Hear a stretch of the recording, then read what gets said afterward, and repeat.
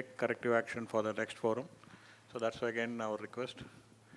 And then before we start the questions, can we all give a joint round of applause for the speakers?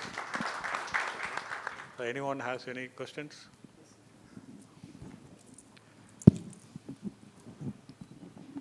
I'm Vivek Gupta. This question is for Anuradha. For pumps monitoring, you have shown one matrix. So prior to implementation of this, did you have all those measurements available, or did you put some extra in that? Yeah.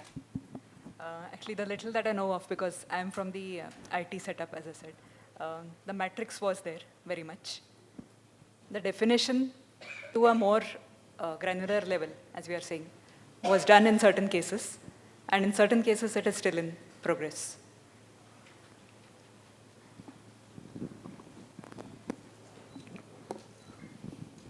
If no one has any further questions, you have. Okay. This question is again to Mrs. Anuradha. See, you have touched upon the safety aspects of your BPCL. Are you sharing anything with this Bombay High? Because every now and then there's a fire incidents that are happening there. Have you not taken any precautions with that aspect in Bombay High, this thing, offshore drilling? Yeah, actually, first of all, the incidents are not happening every now and then.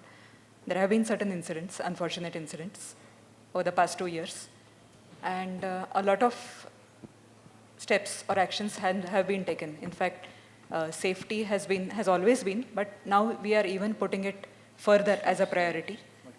Awareness and making each and every member of the organization sensitive to safety. That is what is being done. Also, there are multiple fronts, like in the initiatives also, if you have seen, safety is one of the 4 topmost critical areas which have been identified. Contractor safety, because besides our employees, contractors are also our assets. So making the contractors aware, how do we make them more aware? Initially, the trainings were, say, limited to, say, few aspects, but now we have covered many aspects and trying to involve and make it a digital experience to them too. So whenever we are evaluating the techniques of AR, VR also, we have done some things.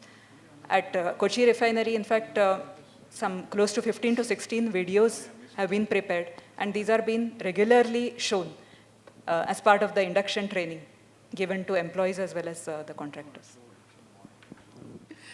Okay, thank you both for all three of you for great presentations. I have a question for Gaurav with the very impressive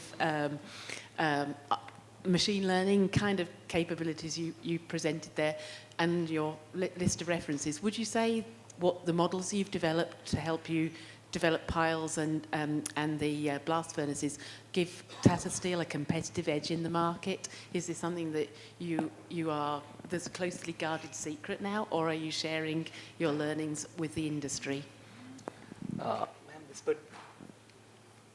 Hello. Yeah, this particular pile modeling model can be horizontally deployed to different industries, because wherever there is heavy bulk material handling, need to make a pile so that homogenization of the material takes place.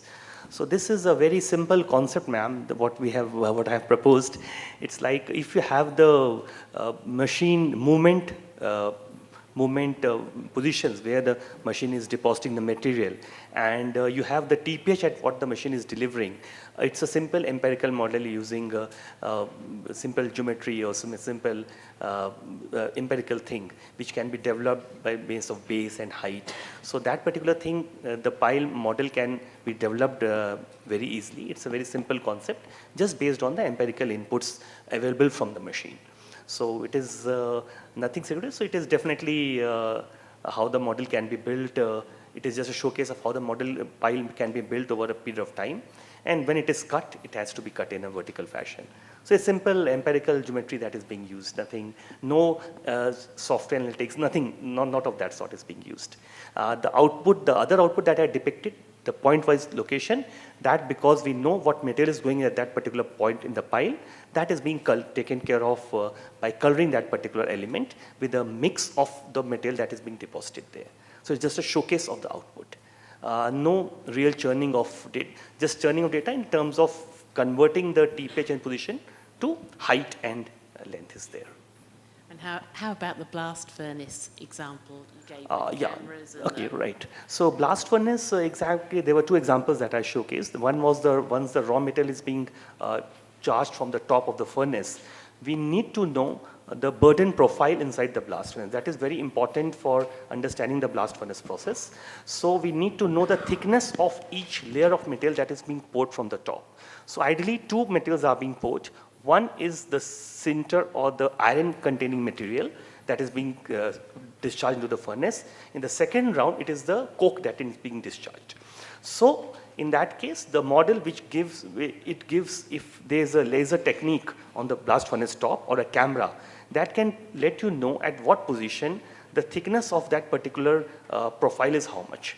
Once the iron ore is deposited, it is of maybe 2 meters height of thickness inside the furnace, then coke is 1 meter. So if at the end, at the boundaries of the furnace, the periphery of the furnace, the ore to coke ratio is high, and the center, the coke to ore ratio is high, the vice versa, that is very important for the blast furnace people to know when the burden is coming down, what will be the quality of the hot metal. So that can be done using a simple imaging technique on the furnace top. So so none of what you've developed is particularly competitive to Tata Steel, is that?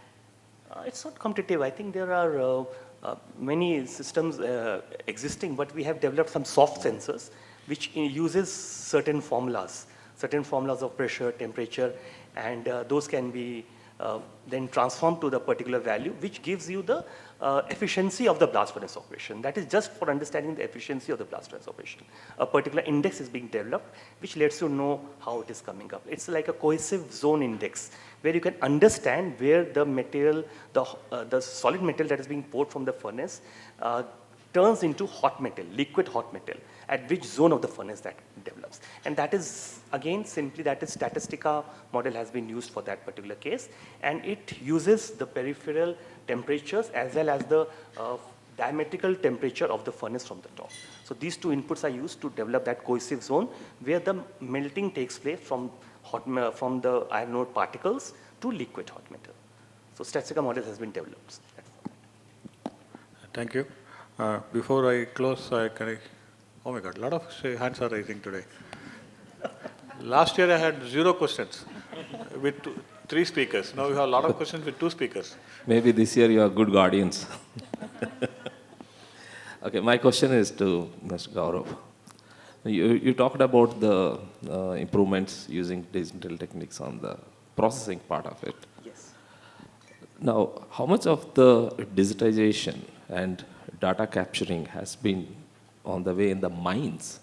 Yeah. The mines is very important from the safety aspect. Very correct. And also operational efficiency, energy, and environmental conditions within the mines. And how do you regulate and operate and improve the productivity? How you feel the digitizations can help there? Yeah, sure. In the mines, we are very correct that raw material is very lagging behind. Raw material locations are lagging behind with respect to the process visibility. So we have in fact put up various historians in the locations like Normandy mines, Joda mines, iron ore mines, as well as some coal mines in Jharia and other cases. We have put up historians which captures around 200 to 300 process parameters of bin level, how the at different locations the quality is changing, during the beneficiation process, during the pile making process.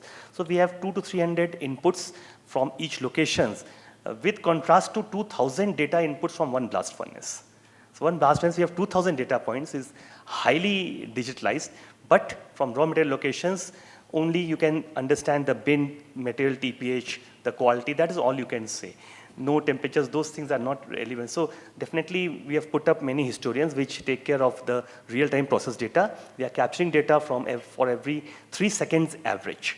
Every 5 minutes average, we are capturing data from the mines, and we are building the pile model that I showcased, that was built using 30 seconds data in Normandy mines. So, and again, as you said, the second point with respect to safety, etc. So in Tata Steel, there are many wearable devices which have been developed, which helps the miners while they go inside, the location of the miner, what is the hindrance in front of the mines. So those things are tracked, even the pulse rate, etc. is being tracked using the wearable devices. So that has already taken place in mines. So I'll take the last question, please. Any modelings are being done across the mines? No, basically the models are not being developed. It's only more of automation, sensor automation has mostly been developed. Not many models, I would say, as such. I'll take the last question, if there is anyone.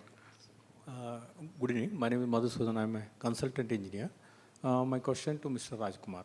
So from the presentation, I saw that not much matured the Indian industry towards the digitization.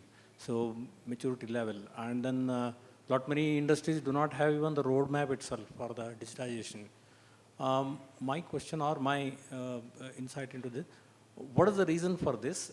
Are the industry, our industry, not matured enough to capture the benefits coming around out of this thing? Or because the other one, we saw that something like 42 crores, 32 crores of savings were projected in case of the process industry, and lots of industries are there, even discrete industries also there in India. So I just would like to understand the gap between this this issue and then lack of digitization initiative at all. That's it. Yeah, basically this question, according to the survey, independent respondents, I have seen basically from the process industries, maximum there, some industry they are reluctant to use this digital transformation strategy. So they need some more time to and learn something from the other people what they are doing. So basically the government process industry, government companies, they have some barriers to implement all these systems because of these security issues, data, all these things. Okay, thank you. Sal, before I conclude, I will request Sal in case he wants to make some remarks. It's been a great pleasure having him again second time from US. Okay. Oh, well, my name is Sal Spader, and I'm from the Boston headquarters for the ARC. And I certainly want to thank Raman for this invitation to join you in this great event.